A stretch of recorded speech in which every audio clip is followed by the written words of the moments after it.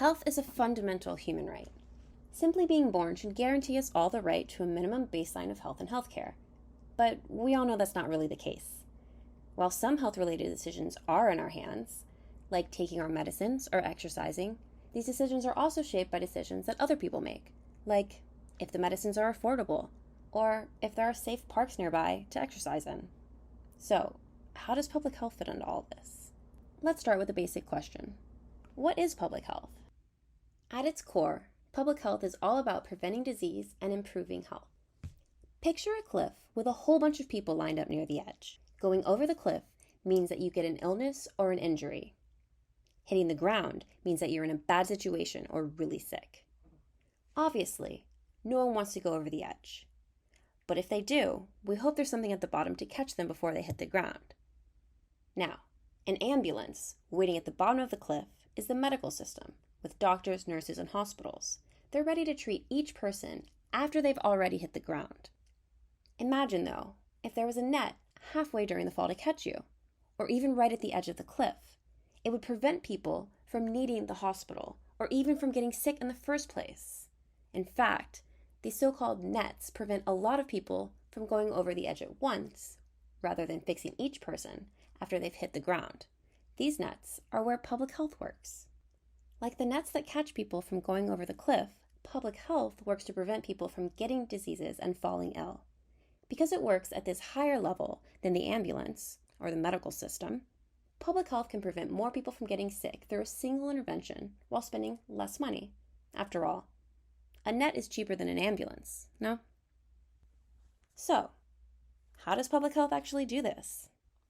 Public health has many branches that work together to keep people healthy by preventing diseases, protecting people from dangers, and promoting healthy behaviors.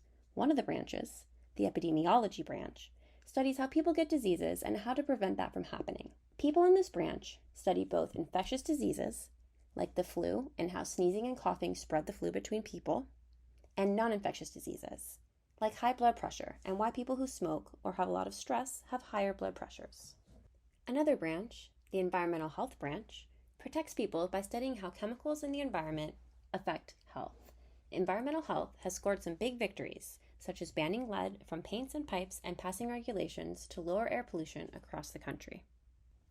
Other branches of public health, like community health and behavioral sciences, work to promote healthy behaviors like safe sex and non-smoking through community and school programs, flyers, and ads on the TV and news.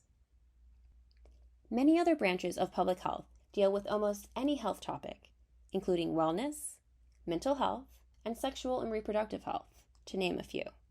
One branch, global health, works to improve health in countries around the world. There are even branches that study how government policies impact health and which policies do the most to improve health.